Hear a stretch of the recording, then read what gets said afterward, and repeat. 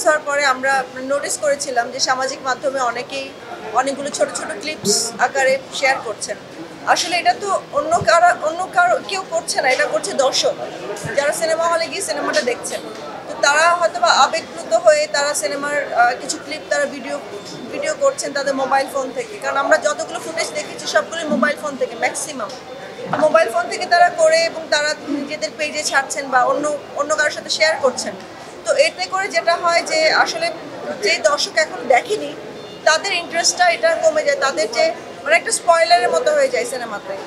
আর আরেকটা মজার ব্যাপার হচ্ছে যে মানে সিনেমার মেইন যে আপনার প্রপার দেখার বা আপনার সাউন্ড কোয়ালিটি থেকে শুরু করে গল্পটা বোঝার জন্য ওই ছোট্ট একটু স্ক্রিনে আসলে কিছু বোঝার নেই, খুব একটা বোঝা যায় না।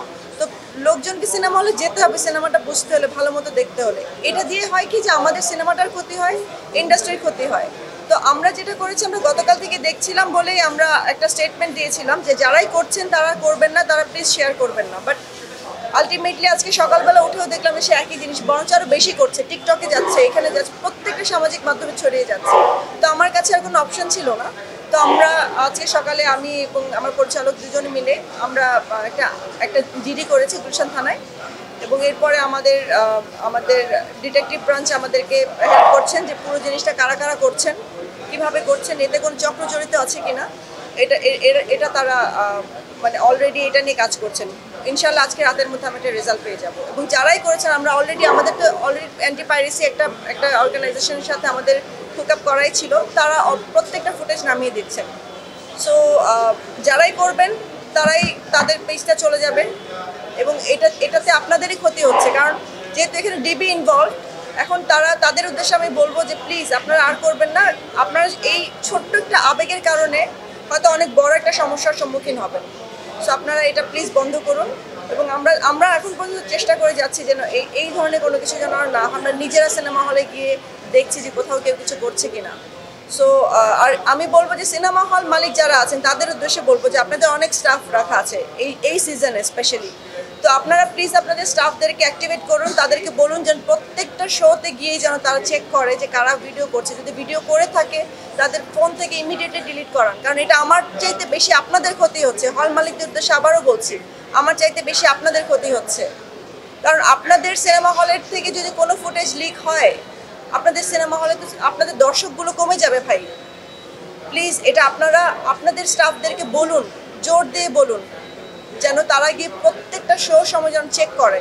আর আপনারা যখন সিনেমা হলে লোকজন ঢুকছে তখনই তাদেরকে বলে দিন যেন কেউ যেন ফোন ইউজ না করে এবং ফোন থেকে যেন কোনো ভিডিও না করে। এটা আমার প্রত্যেকটা হল মালিকের উদ্দেশ্যে বলার থাকবে। ফুটেজগুলো এখন পরীক্ষা করা হচ্ছে, গতকাল তো আমরা শুধু দেখছিলাম, এখন পরীক্ষা করা হচ্ছে। তবে ম্যাক্সিমাম আমরা যেটা পেয়েছি মাল্টিপ্লেক্সেস থেকে হচ্ছে, কারণ ওখানে আমরা কোনো জলছাপ পাইনি। মাল্টিপ্লেক্সেসে সাধারণত কোনো জলছাপ দেওয়ার প্রয়োজন হয় না, কারণ তাদের নিজস্ব সিস্টেমই চলে, ডিসিপি ছাড়া সিনেমাটা চলে না। কারণ আমরা যখন সিঙ্গেল স্ক্রিনে দিই তখন আমাদের ওয়াটারমার্কটা দেওয়াটা জরুরি হয়, বাট মাল্টিপ্লেক্সে আমাদের ওয়াটারমার্ক দিতে হয় না। সো সেই ক্ষেত্রে আমি তো গতকাল নিজেই গিয়েছি অনেকগুলো মাল্টিপ্লেক্সে, তো আমি যেটা দেখেছি যে সিনেমা হলের ভিতর থেকেই দর্শকরা ফোন নিয়ে রেকর্ড করছেন, এবং ডেফিনেটলি তারা এটা কোথাও না কোথাও আপলোড করবে। আপলোড করার জন্যই তো তারা রেকর্ড করছে, নাহলে কেন রেকর্ড করবে? তো মাল্টিপ্লেক্সের এবং সিনেপ্লেক্সগুলোকে তাদের আরও বেশি হুঁশিয়ার হতে হবে এই ব্যাপারে।